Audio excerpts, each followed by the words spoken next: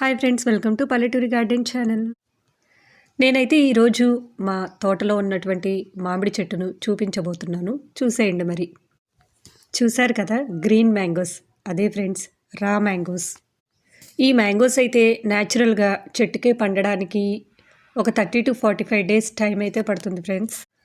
కానీ ఈ రా మ్యాంగోస్ వల్ల చాలా యూజెస్ అయితే ఉన్నాయి, అలాగే హెల్త్ బెనిఫిట్స్ కూడా ఉన్నాయి.